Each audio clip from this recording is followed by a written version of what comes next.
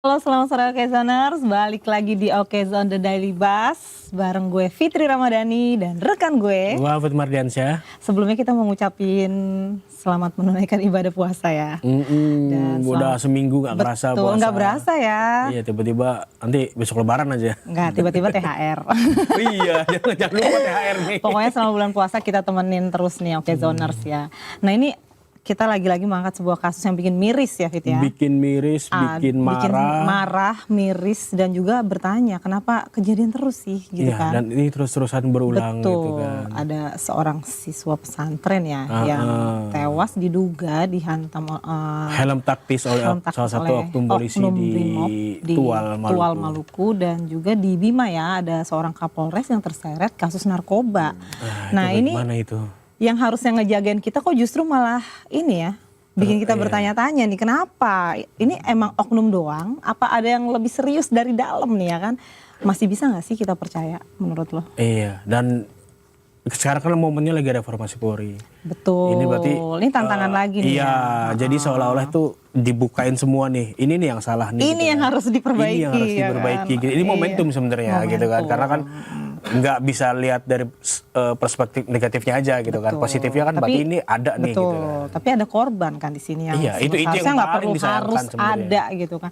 Ya kita bakal langsung ya ngebahas Iya, sama daripada narasumber kita ngomong nih. panjang, mending yang ahlinya Mantap aja hari nih. ini nih ahlinya nih. Ini kita ada Komjen Pol Purnawirawan Ogroseno, Wakapolri 2013-2014. Selamat sore Bapak. Selamat sore. Terima kasih sudah hadir nih Pak, memberikan pencerahan nih Pak. Oke, Pak Ogroseno ini langsung aja nih. Ini kan ada dua kasus yang kita soroti nih ya kan, siswa di pesantren yang kemudian tewas karena diduga dihantam oleh helm taktis oknum Brimob dan juga ada Kapolres yang terlibat narkoba. Nah ini ada apa sih di tubuh kepolisian? Apakah pembinaannya atau apa yang harus dibuka nih di sini yang harus diperbaiki? Iya, saya perlu mengingat kembali dalam Undang-Undang Sistem Pendidikan Nasional ya, Sisdiknas itu, calon-calon anggota Polri baik itu yang perwira maupun brigadir maupun yang bayangkara atau dulu tamtama ya, itu sekarang mereka sudah lulus pendidikan menengah. Ya, ya. Ya kan? Nah, sampai saat ini belum ada perubahan yang signifikan. Seharusnya pendidikan mereka untuk masuk polisi itu sekolah polisi negara atau yang dikenal dengan SPN itu sudah menjadi sekolah tinggi polisi negara. Sehingga siswanya itu adalah mahasiswa. Jadi mereka akan memposisikan diri sebagai seorang mahasiswa.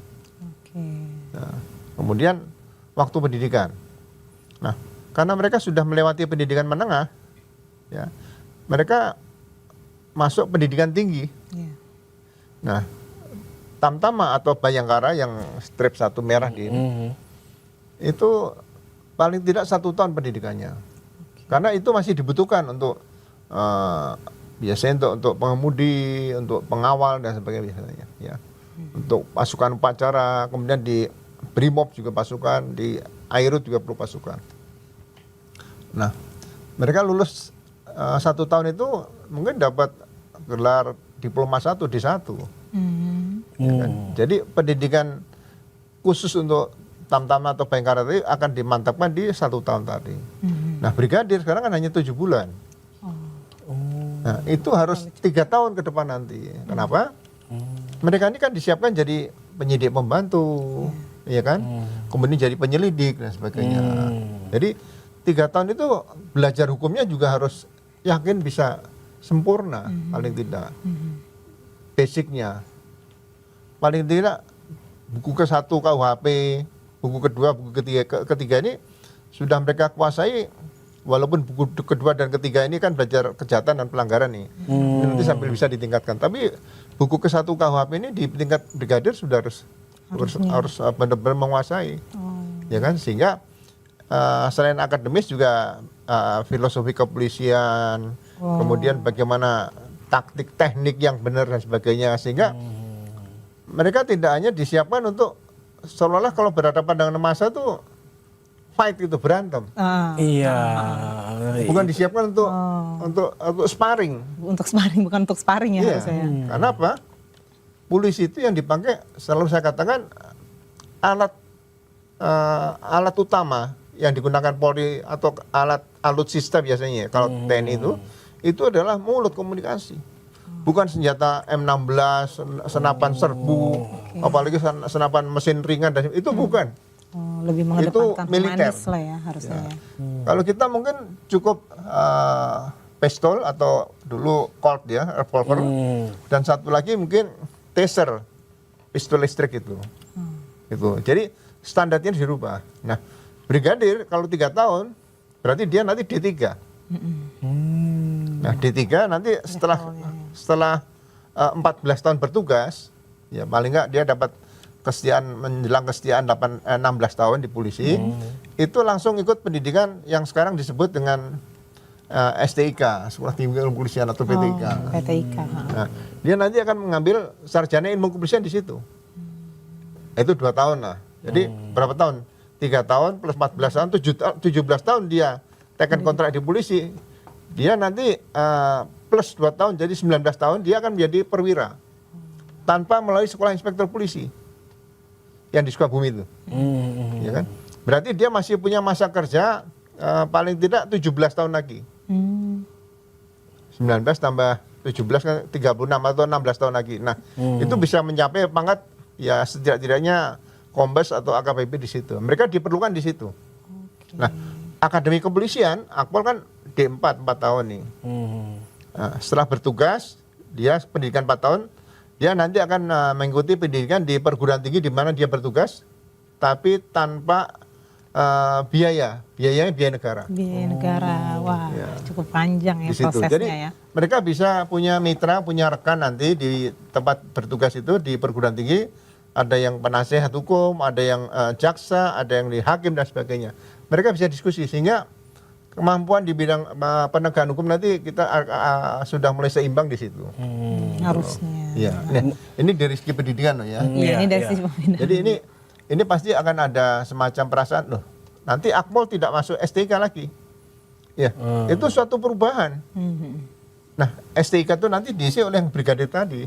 Jadi brigadir tidak, kalau 7 bulan kan ya mohon maaf ya, ini kan terlalu sedikit ya, bisa dibilang itu. gitu. Jadi reformasi setelah tahun 2000, reformasi Polri, pendidikan ini pernah saya bicarakan waktu saya masih kepala lembaga pendidikan tahun 2011 nah, di Akademi Kepolisian, dan kebetulan waktu itu penasihat ahli Kapolri masih mantan Kapolri Pak Jenderal Awaludin Jamin. Pernah saya sampaikan, ya, kalau di depan mantan Kapolri kita menyampaikan yang salah, pasti beliau selalu bilang, kita bukan dimarah-marahi yang bahasa kotor, enggak, paling kamu sontoloyo.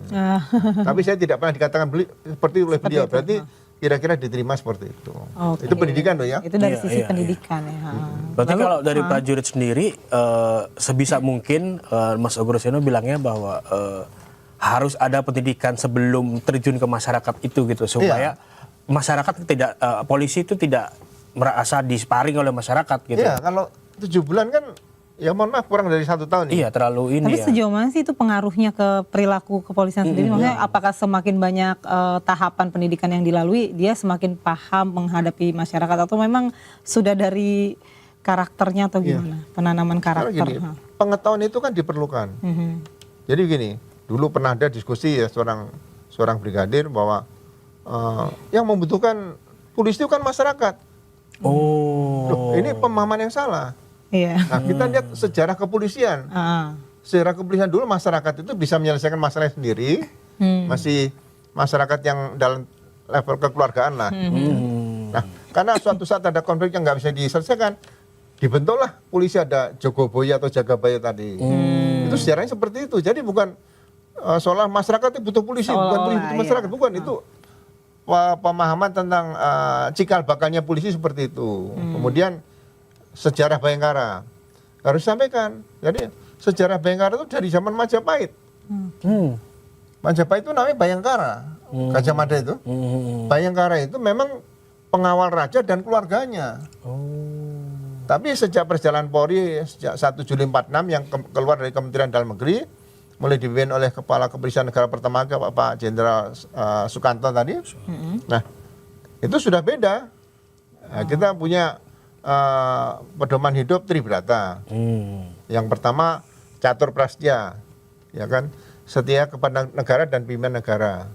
Itu. Kemudian apalagi negara yang utama, warga negara utama dari negara.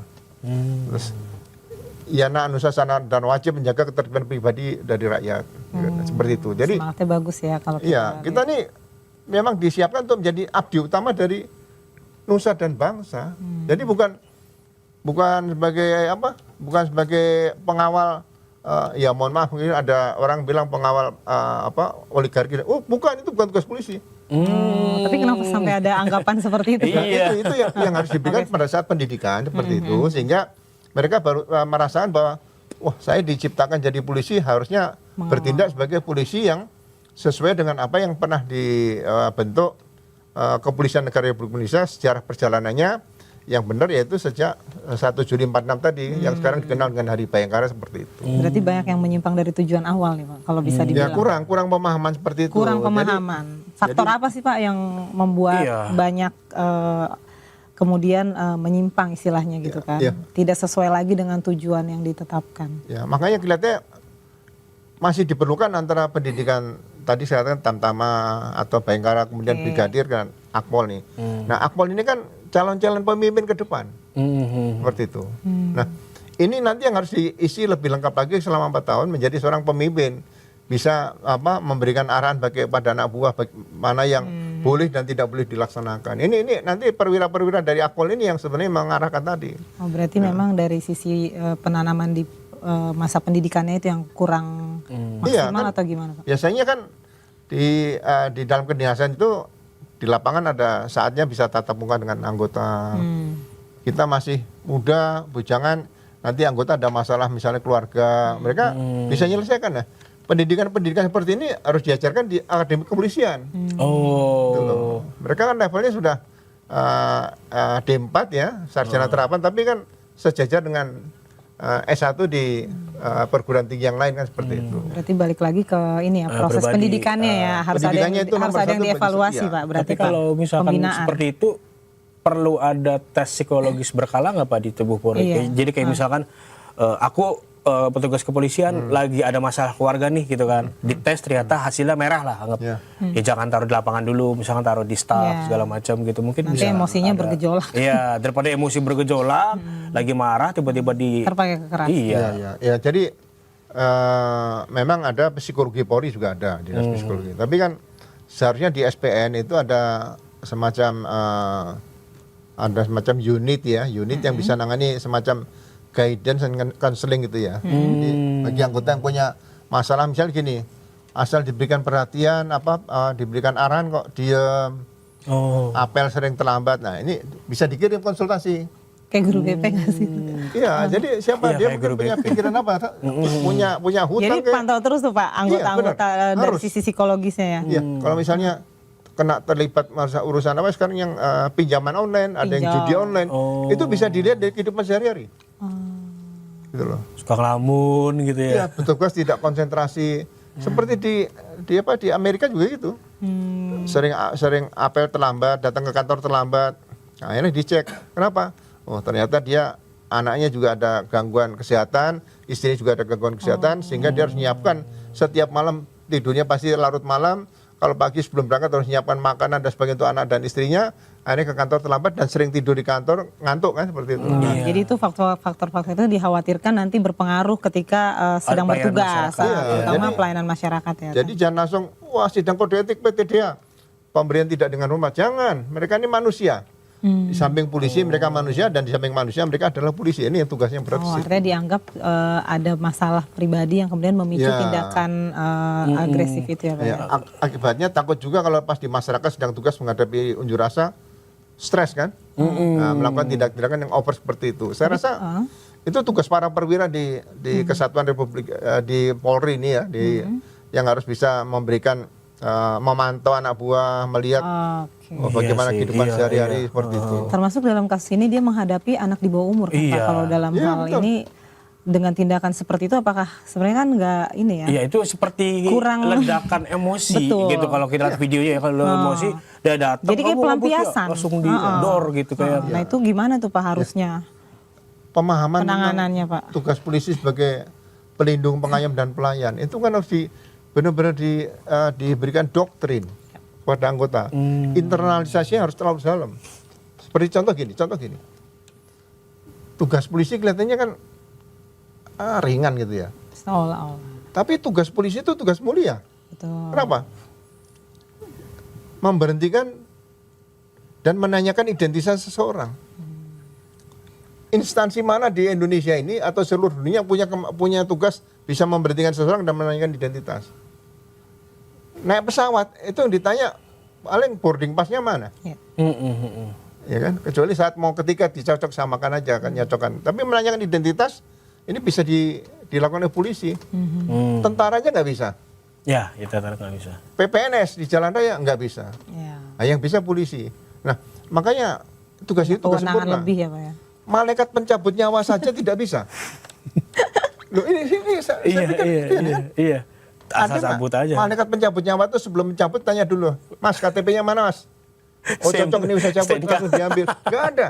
Mau tidur, mau bangun, mau mandi, mau ibadah, mau nyupir mobil di situ, mengemudi bisa ada. dicabut nyawanya. Iya, bisa dicabut. Karena tugas menanyakan identitas itu udah diberikan kepada polisi. Iya. Nah di situ. Nah hal-hal seperti ini perlu disampaikan kepada anggota. Didalami, oh ternyata tugas polisi itu tugas mulia seperti itu. Artinya Tugas dengan- mulia dan penting dan sangat berpengaruh di Betul. masyarakat gitu Iya. kan. Artinya Salah dengan- sedikit aja dengan ngaruh juga kewenangan masyarakat. yang besar itu artinya mengikuti tanggung jawab yang besar juga harus